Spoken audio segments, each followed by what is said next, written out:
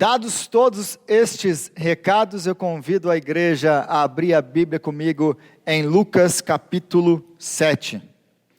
Lucas capítulo 7. Nós vamos ler a partir do versículo 18. Lucas capítulo 7.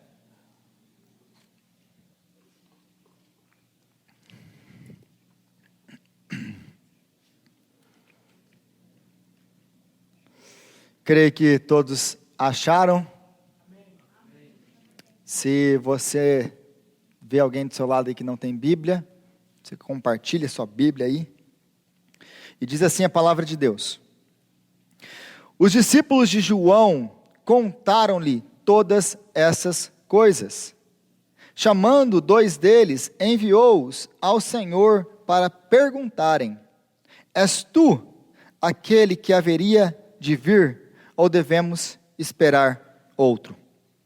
Dirigindo-se a Jesus, aqueles homens disseram: João Batista nos enviou para te perguntarmos: És tu aquele que haveria de vir, ou devemos esperar algum outro? Naquele momento, Jesus curou muitos que tinham males, doenças graves, espíritos malignos, e concedeu visão a muitos que eram cegos. Então, ele respondeu aos mensageiros: Voltem e anunciem a João o que vocês viram e ouviram. Os cegos veem, os aleijados andam, os leprosos são purificados, os surdos ouvem, os mortos são ressuscitados e as boas novas são pregadas aos pobres. E feliz é aquele que não se escandaliza por minha causa. Depois que os mensageiros de João foram embora, Jesus começou a falar à multidão a respeito de João. O que vocês foram ver no deserto? Um caniço agitado pelo vento? Ou o que foram ver? Um homem vestido de roupas finas? Ora, os que vestem roupas esplêndidas e se entregam ao luxo estão nos palácios. Afinal, o que vocês foram ver? Um profeta? Sim, eu lhes digo, e mais que profeta. Este é aquele a respeito de quem está escrito: Enviarei o meu mensageiro à tua frente, ele preparará o teu caminho diante de ti. Eu lhes digo que entre os que nascem de mulher, não há ninguém maior do que João. Todavia, o menor no reino de Deus é maior do que ele. Hoje então nós continuamos a nossa série em Lucas, continuamos no capítulo 7, e na semana passada, falamos do capítulo 7, lá da história do centurião e do seu servo, vimos como aquele centurião revela Cristo, como a fé daquele centurião, aprendemos com ele o que é ser um verdadeiro discípulo de Jesus. Amém? Aí nós chegamos aqui agora no capítulo 7, continuamos no capítulo 7, aí a gente lê essa história de João mandando quem? Os seus discípulos falarem com Jesus. E a pergunta que você sempre tem que ter ao texto é qual? Como essa história se encaixa, se relaciona com aquilo que nós acabamos de ler anteriormente e com todo o contexto do livro. Lembre-se, eu vou sempre enfatizar isso, Lucas não está escrevendo um monte de histórias aleatórias, sem conexão umas com as outras, pelo livre exercício da sua memória. Não é isso que ele está fazendo. Todas as histórias têm um propósito, ele tem um começo, ele tem um desenvolvimento e ele tem um final. Ele tem um propósito que ele quer alcançar com o seu evangelho. Não é apenas chegar aqui e falar: lembra dessa história? Olha que história legal, tem essa, porque muitas vezes é assim que a gente lê a Bíblia, com histórias desconectadas, e aí a gente tem dificuldade em entender o plano geral da salvação. Nós temos dificuldade em entender o quê? Qual que é o propósito de Lucas em escrever o evangelho? Aí a gente não entende o todo. Então o que eu tenho tentado fazer aqui, semana após semana, é mostrar que existe uma sequência, que existe uma ordem, que existe uma racionalidade por trás do que Lucas está fazendo. É lógico que tudo isso é guiado pelo Espírito de Deus. Então o propósito principal de todo o livro de Lucas, de todo o Evangelho de Lucas é esse: demonstrar que Jesus Cristo é o Messias, aquele que é o cumprimento de todas as promessas de Deus para Israel. É isso que Lucas está nos mostrando no livro. Então todas essas histórias vão cooperar para isso. Para mostrar a identidade de Jesus, para mostrar quem Jesus é, para mostrar que o reino de Deus é chegado. Amém? Então a pergunta é, como que isso aqui, que a gente acabou de ler, a história de João Batista com Jesus, se conecta com a história do centurião? Porque essa que, mas o que tem a ver uma coisa com a outra? Não, é só uma história, não é só uma história. E sempre a gente precisa entender então esse contexto geral. Lembre-se de uma coisa, o que o capítulo 7 começa a falar? Ele nos dá, o capítulo 6, ele está falando, Jesus está ensinando quais são os valores do reino, o que se espera de um discípulo de Jesus Cristo. Ele vai dar então os valores, vai ensinar a teoria. No capítulo 7 ele usa o centurião como o exemplo de discípulo. Certo?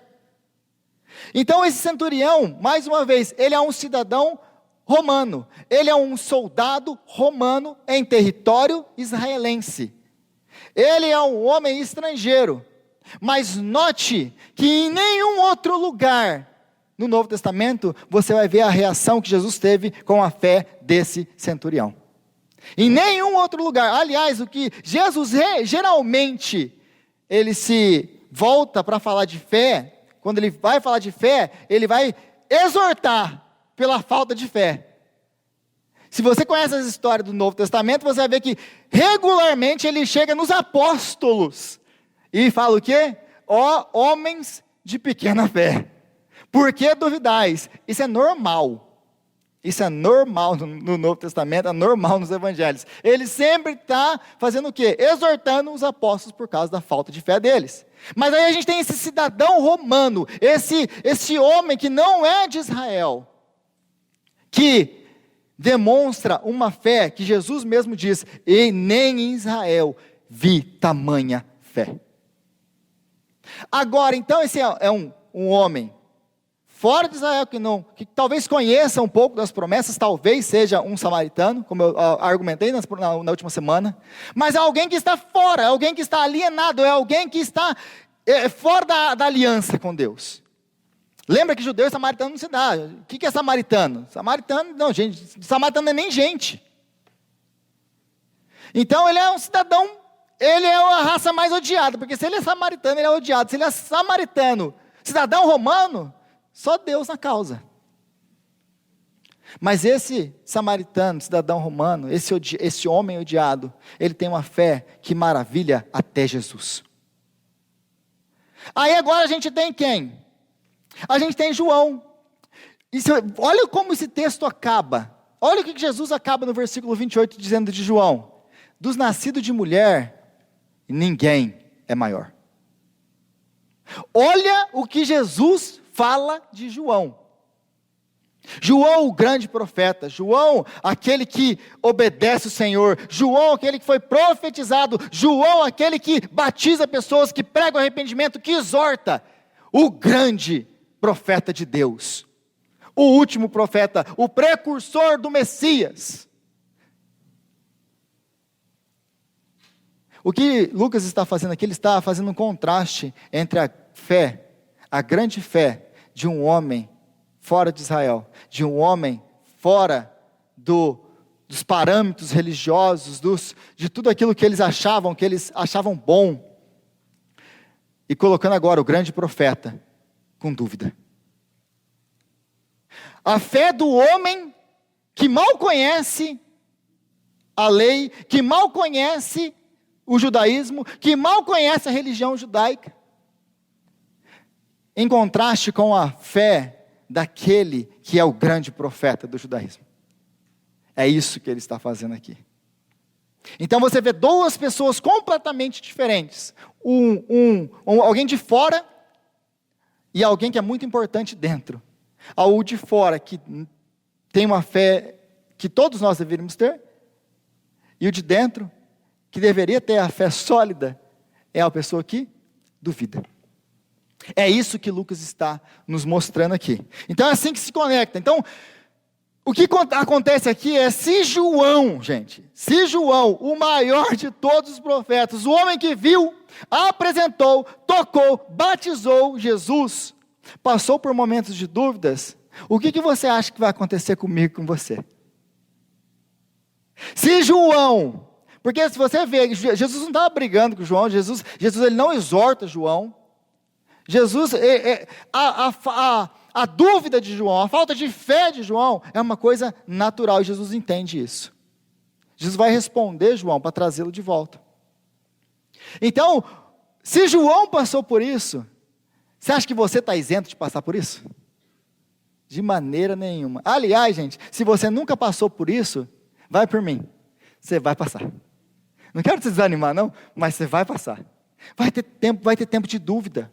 Vai ter tempo em que você vai saber, mas será que é isso mesmo? E nós vamos aprender com esse texto por que essas dúvidas vêm. Então a dúvida faz parte da vida do cristão. Abraão duvidou, o pai da fé. Lembra? Quem é o pai da fé? Abraão, o pai da fé. Mas Abraão teve dúvida. Se você ler o Gênesis, Abraão teve dúvida. Aliás, teve até uns jeitinhos ali no meio, né? Porque, já vai que eu entendi errado, deixa eu dar uma ajuda aqui para Deus, né? E aí Abraão duvidou, mas ele vai se tornar o pai da fé. Moisés duvidou, o grande legislador, o grande redentor de Israel no Antigo Testamento é Moisés, e é um homem cheio de fé, certo? Deus manda outro, eu não sei nem falar. Não manda, ele insiste tanto que ele chega a tirar Deus do sério. Você vai logo. Então ele insiste para Deus, manda outro. E Moisés é um homem que tem dúvida, ele não acredita. Mas aí Deus vai usá-lo para fazer grandes coisas. Os apóstolos, como eu já disse, é um exemplo de dúvida todo tempo. Eles estão com Jesus, eles não entendem Jesus. Gente, os apóstolos, eles duvidam tanto de Jesus, que se você abrir a sua Bíblia em Mateus capítulo 28, versículo 17, Jesus ressuscitou, Jesus está indo para o céu, e a Bíblia vai nos dizer que alguns deles ainda não criam. Que tipo de caso é esse? Jesus ressuscitou dos mortos, eles ainda não criam. Jesus já passou 40 dias com eles, eles ainda não criam. Você entende isso? Então, é isso que está acontecendo. A dúvida faz parte da nossa vida. A nossa falta de fé, muitas vezes, ela faz parte. Contudo, a dúvida pode ser um bom lugar de partida. Porque muitas vezes, a gente parte da dúvida, e porque a gente procura, porque a gente vai atrás, porque a gente estuda, a dúvida vai então, vai sendo retirada. E aí a gente vai começando a conhecer e a compreender mais o Senhor. Porque não é assim aquelas pessoas, se você já leu a Bíblia inteira, qual que é a sua experiência depois que você termina a primeira vez a Bíblia toda? Não parece que a sua cabeça explode, que ela abre, que você fala, uau! Aí você nunca mais consegue parar. Eu sou prova viva disso. Você nunca mais consegue parar. Eu fiquei tão fascinado, falei assim, uau! Então, às vezes a dúvida vai te levar a estudar, a buscar. E é normal que nós tenhamos dúvida, porque nós somos seres racionais. É normal termos dúvida. Contudo, a dúvida é um péssimo lugar para se chegar no final. Ou a dúvida é uma terrível linha de chegada. Ela pode ser um bom começo, mas se você parou nela, ficou nela, e foi o máximo que você chegou, ela é terrível como linha de chegada. Então João Batista, antes de voltar para o versículo 18, a gente precisa entender quem é João Batista. Porque eu já falei de João Batista, nós já falamos um pouco sobre João Batista. João, então, ele nasce de maneira sobrenatural. Se você lembra da minha pregação, no capítulo 1, a gente fala do anúncio de João Batista. Se você não viu a pregação, está lá no YouTube, você pode ir lá ver. João é anunciado a Zacarias, o seu pai. Ele nasce de maneira sobrenatural. Seu pai é velho, sua mãe é velha, eles são já passados da idade de ter filhos, nunca tiveram filhos, e Deus promete que eles vão ter um filho. E Zacarias faz o quê? Glorifica a Deus e acredita em Deus, certo? Duvida de Deus. Ah, é? Como que vai ser isso? Você é um anjo mesmo? Porque eu já andei vendo gente igual você aqui. Então ele duvida de Deus. Ele duvida para eles. Ah, é porque você duvidou dele, ou duvidou de mim, que é o responsável por trazer a palavra de Deus, você vai ficar mudo. E ele fica mudo.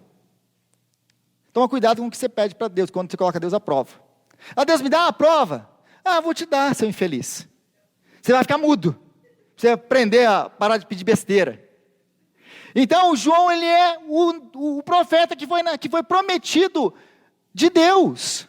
João, ele cresce ouvindo a pregação de seu pai. Você se lembra da canção ou da profecia de Zacarias? Ainda no capítulo 1, a partir do versículo 67, nós temos a profecia de quem? De Zacarias. E a profecia de Zacarias com relação ao seu filho João, que na verdade, ele está falando mais de Jesus Cristo do que de João.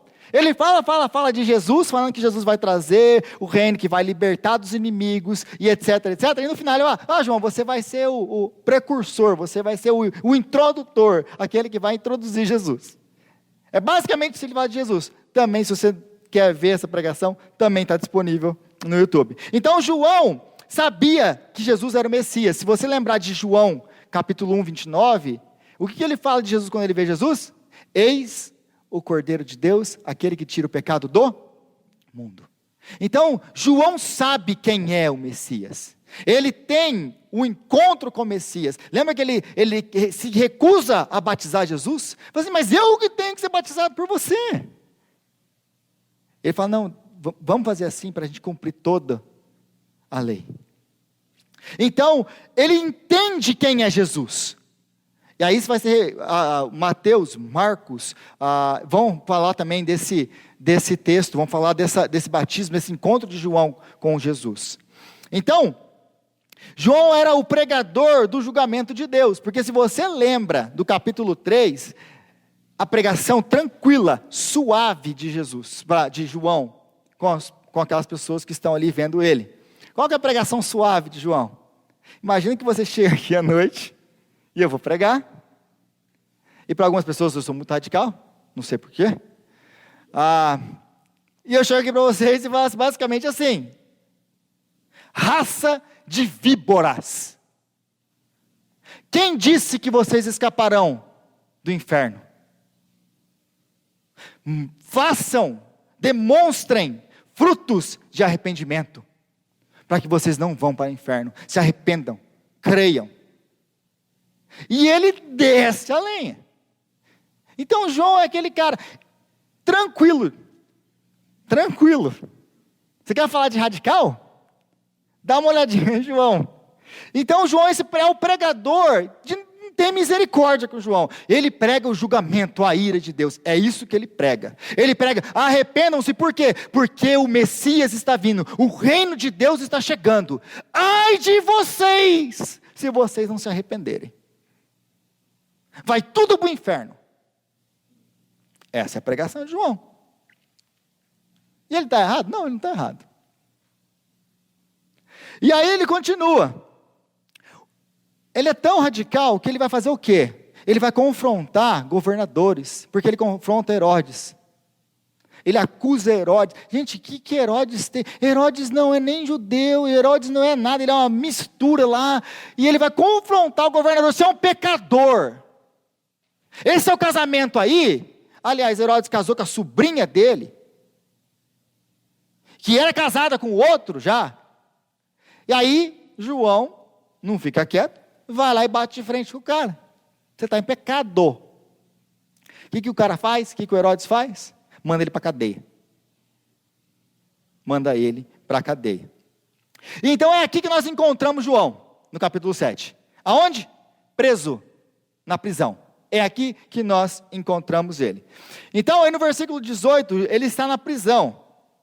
Então, João estava preso, e tudo o que ele sabia do ministério de Jesus é através dos seus discípulos. Porque, se você voltar para o versículo 18 aí, ele está dizendo que os discípulos contaram a João tudo o que Jesus estava fazendo. Se você voltar para o capítulo 5, versículo 33, você, aquela passagem do sábado, aquela controvérsia toda do sábado, de jejum e não jejum, os fariseus falam o quê? Os discípulos dos fariseus jejuam. Os discípulos de João jejuam, mas os teus não fazem nada, só comem e bebem. Aí Jesus fala, podem os convidados do noivo jejuar, etc. Então, você vê que dali, os discípulos de João estavam ali já junto com eles. Os discípulos de João estão lá desde que João falou que ele é o Messias, que Jesus é o Messias. Então eles estão seguindo, porque João está preso. A única maneira de João saber o que está acontecendo com o ministério de Jesus é através dos seus discípulos. Ele não viu Jesus pregando, ele não viu Jesus curando, ele não viu nada disso. Ele está preso. É isso que João está fazendo nessa época. Aí no versículo 19, ele manda uma delegação, ele chama dois discípulos e ele fala assim, vão e perguntem, és tu aquele que haveria de vir, ou devemos esperar outro? És tu, Jesus, ou nós devemos esperar outro? O que está acontecendo com João aqui? João, ele não consegue conciliar a sua situação, aquilo que ele está vivendo, com a realidade do Messias. Em outras palavras, funciona assim, se você é o Messias, o que eu estou fazendo na cadeia? Essa é a pergunta de João, sendo bem claro. Se você é o Messias, o que eu estou fazendo na cadeia? Por quê? Eu cresci ouvindo meu pai pregar. E a pregação era a seguinte, quando o Messias vier, ele vai nos livrar dos nossos inimigos. Aliás, se eu não me engano, e eu ouvi alguma coisa quando você começou o seu ministério, você abriu lá o livro de Isaías, no capítulo 4 de Lucas, Isaías capítulo 61, versículo 1 e 2, você leu Isaías 61, 1 e 2, e você disse que você veio para trazer liberdade aos cativos. O que eu estou fazendo na cadeia?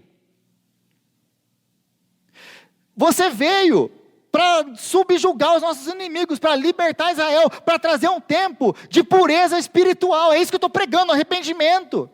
Mas tudo que eu estou vendo você fazer é curar servo de centurião romano. O que aconteceu?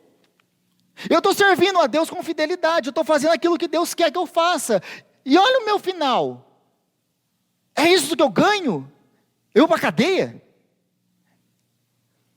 Eu pensei que eram os romanos que iam para a cadeia, mas eu não um profeta. Então, João não está entendendo o que está acontecendo com ele.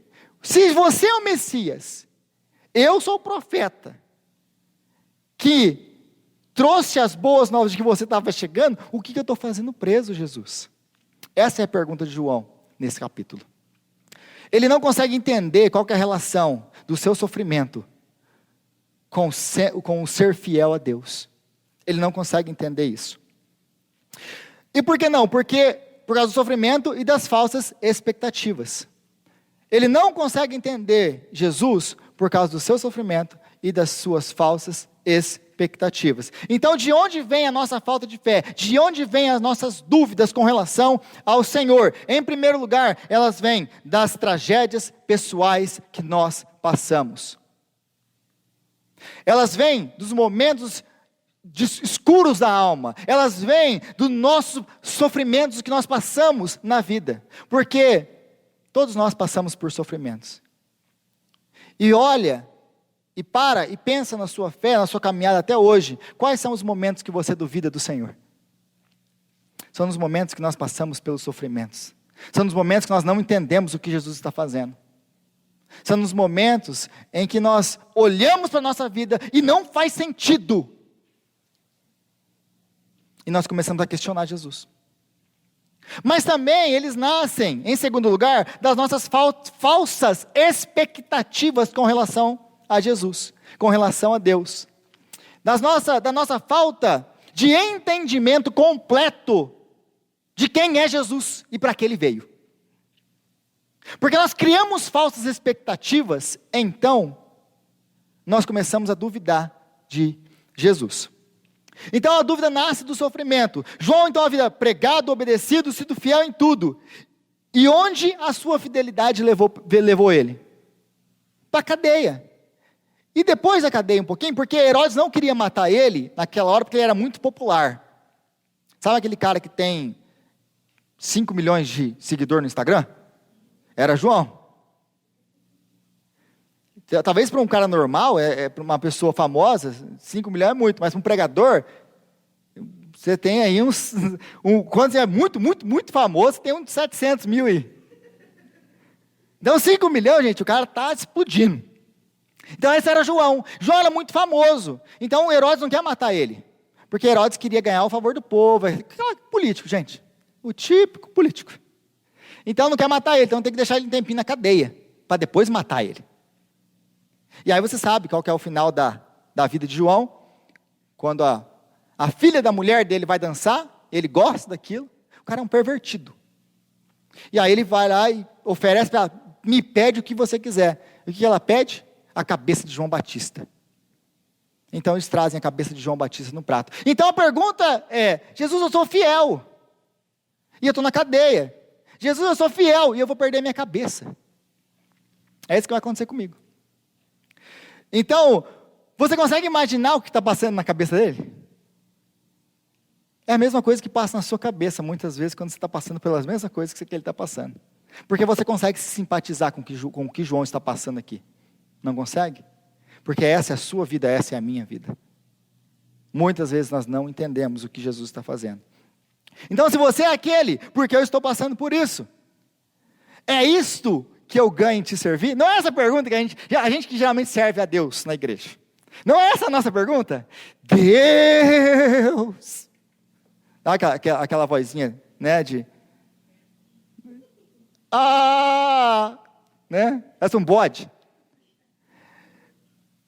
Eu servi ao Senhor com fidelidade todos estes anos. E olha o que eu estou passando, Jesus. Não é essa a nossa pergunta?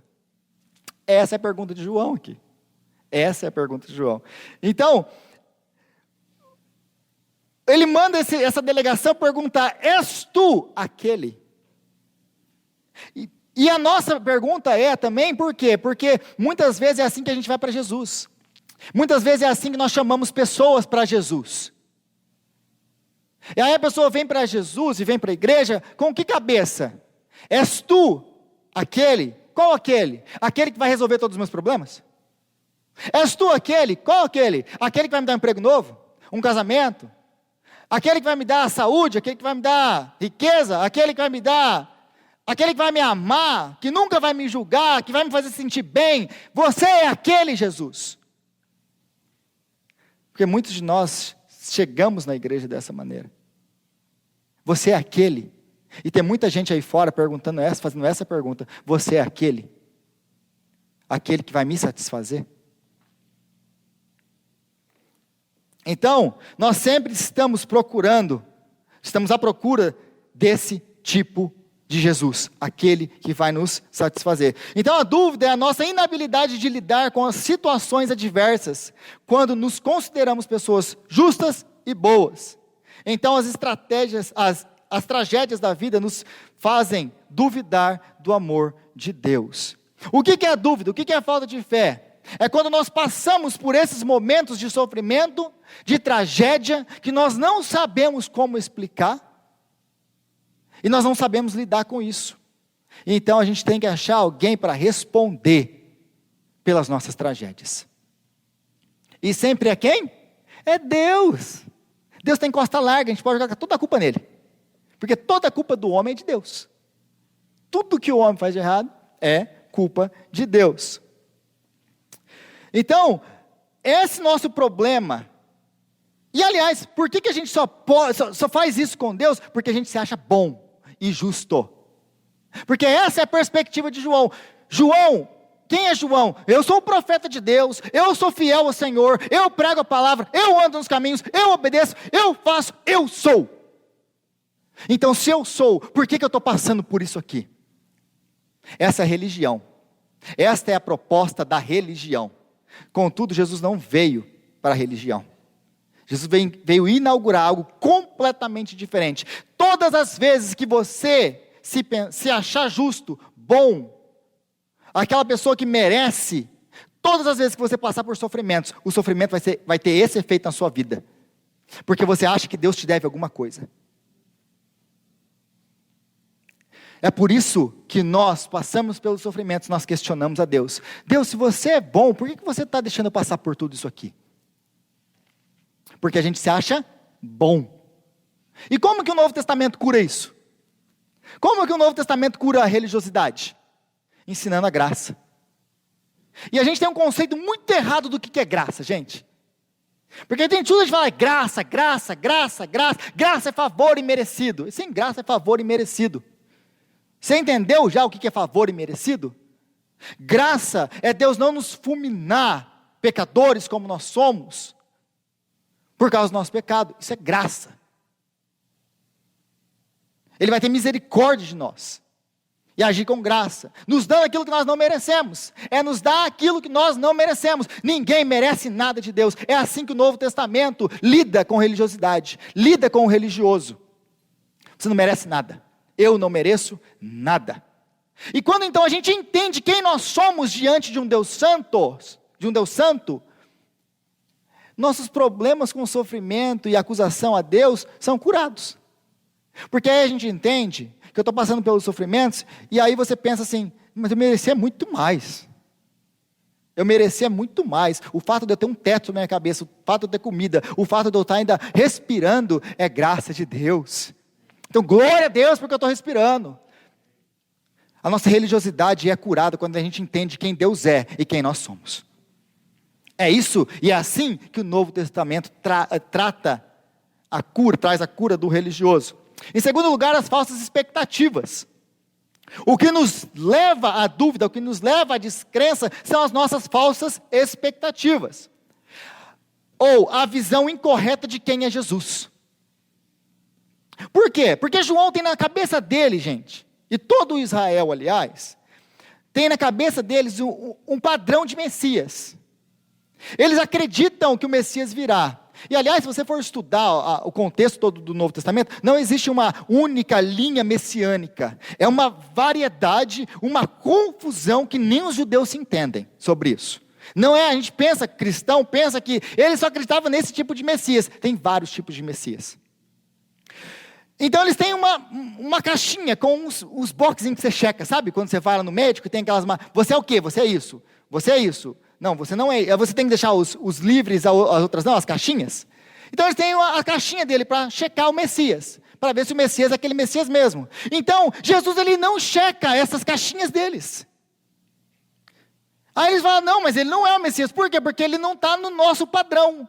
Ele não é o Messias, por quê? Porque ele não faz aquilo que a gente espera ele fazer. Então, João e os judeus, eles têm uma expectativa de quem é Jesus. E Jesus, por ele não cumprir aquilo que eles acreditam que Jesus tem que cumprir, o que acontece com eles?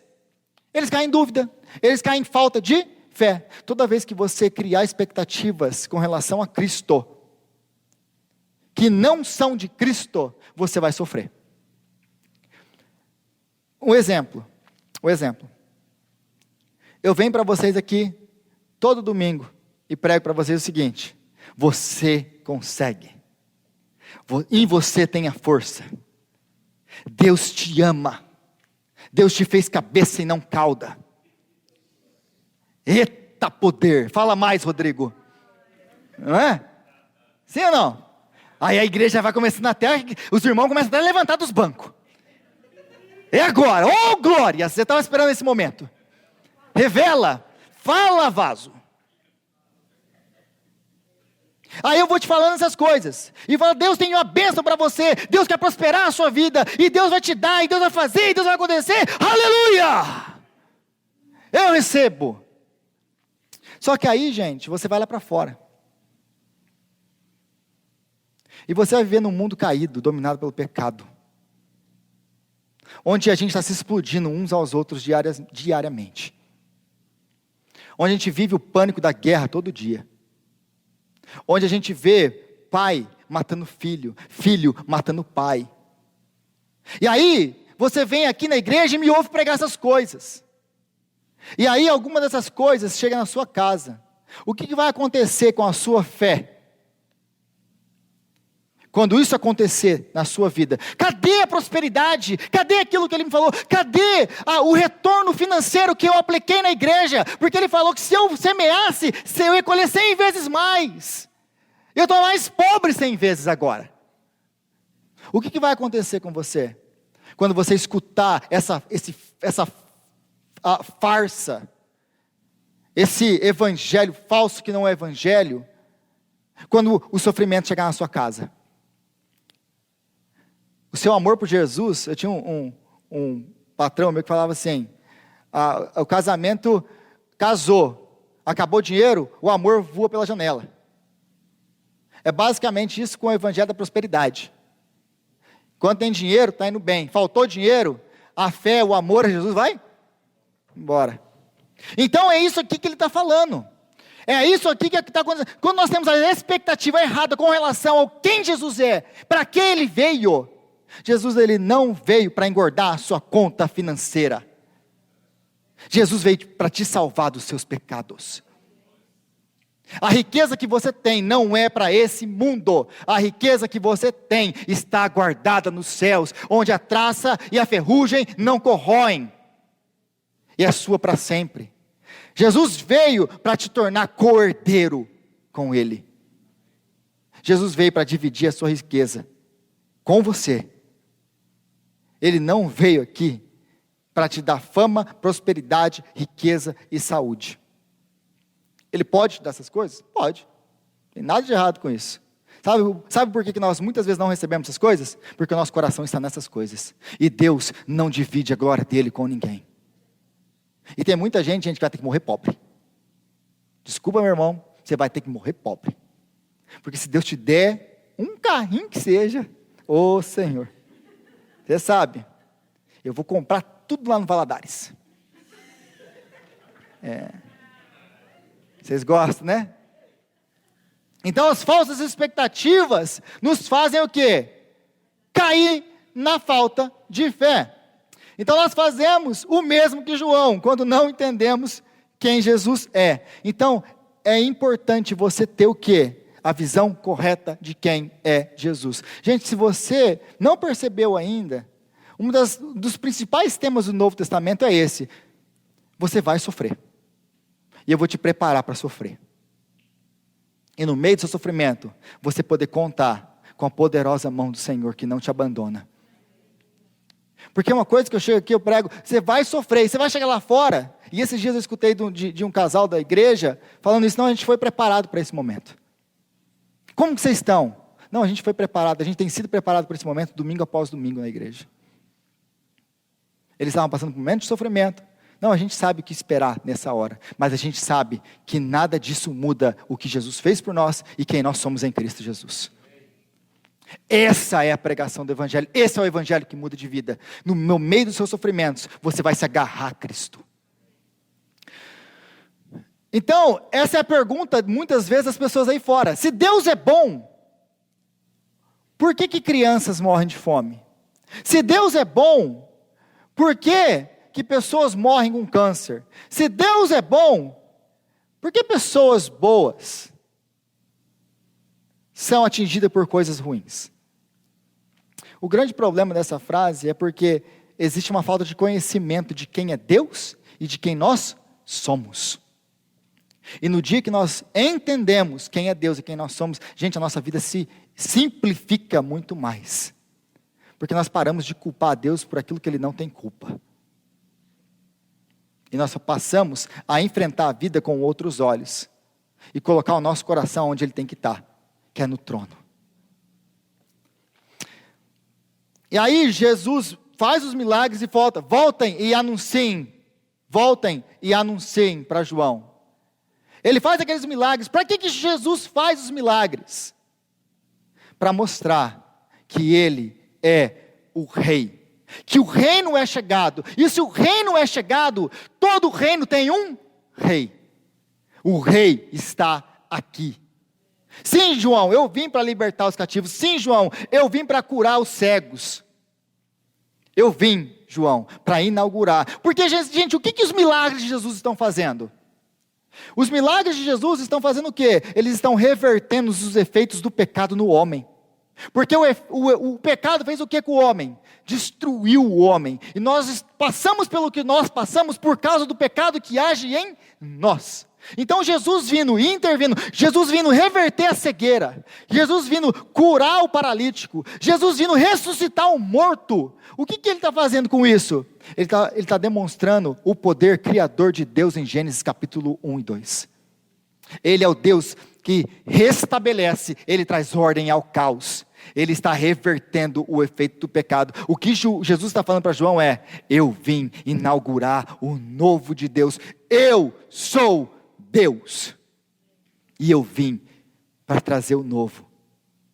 Você crê, João? Então ele manda uma carta viva para ele. E isso basta para João. Porque João não vai ser preso, ele não vai ser solto, ele vai ficar lá. Mas essa resposta de Jesus vai bastar para João, para ele enfrentar o que ele vai enfrentar. Então, como que eu venço a dúvida? Essa é a minha pergunta. Então tá, Rodrigo, e eu? E João? Ah, beleza, João viu os milagres, e eu? Como que eu venço a dúvida? Correndo para Jesus. Essa é a única resposta. Não tem outra resposta. Você veio procurar outra resposta para lidar com suas dúvidas, com seus sofrimentos, com seus traumas de infância? Só tem uma, gente. É Jesus. É Jesus. Porque talvez, mas João viu essas coisas todas, João ouviu Jesus, ele viveu no tempo de Jesus, João tocou em Jesus, batizou Jesus. Jesus não viu, João não viu aquilo que você viu. O que você viu? Você viu o Jesus Cristo sendo morto e ressuscitado ao terceiro dia. O nosso Jesus vive. Sabe por que ele fala no final aqui que João é o maior nascido de uma, mas do reino de Deus ele é o menor?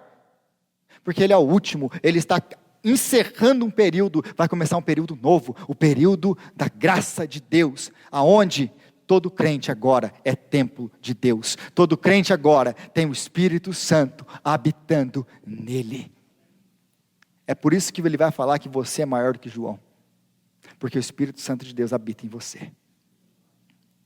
Então, João, quando ele teve dúvida, o que ele vai fazer? Ele foi correr para Jesus. Quando nós temos dúvida, quando passamos pelos momentos de dificuldade, sofrimento, talvez perspectivas erradas com relação a Jesus, para onde nós vamos? Nós corremos para Jesus. Então, ao contrário de nós, João não tinha visto essas coisas. Nós temos uma revelação muito maior que ele. Além de tudo isso, como que eu posso passar por todas essas coisas? Como que eu posso passar por esses momentos de tragédias pessoais, momentos de dúvida, momentos de sofrimento, sem perder a minha fé? Como que eu posso fazer isso? Em primeiro lugar, buscando a Jesus. Em segundo lugar, me lembrando disso. Ele se tornou homem. Ele veio ao meu encontro. Ele tomou as nossas dores, as nossas enfermidades, os nossos sofrimentos. O castigo que nos traz a paz estava sobre ele. Ele é a resposta. Quando tudo não fazia sentido. Uma coisa você está passando, Jesus, não faz sentido, eu te sirvo, eu te amo, eu te obedeço, não faz sentido a minha vida, o que eu estou passando, com isso tudo que eu leio na palavra, na sua palavra. Quando não fizer sentido, você vai se lembrar de uma coisa, que você não pode questionar o amor dele, porque ele te ama, porque o amor de Jesus Cristo é demonstrado por você, na cruz. Não é pela sua conta bancária, não é pela quantidade de bênçãos que você recebe. O amor de Deus é demonstrado na sua vida pelo fato dele te ter dado Cristo. Amém? Senhor, nós te agradecemos, ó Pai, pela tua palavra. E pedimos a ti, ó Deus, que o Senhor venha agora nos dar graça de viver essa palavra, Senhor. Deus, nos dá graça, Senhor, para confiar no Senhor nas noites escuras da alma. para colocarmos as nossas expectativas no lugar certo, para crer no Senhor, mesmo quando tudo parecer fechado, quando tudo parecer contrário, quando tudo parecer impossível. Faz isso, Senhor, nos dá graça para viver a Tua palavra. É o que nós te pedimos, em nome de Jesus, amém.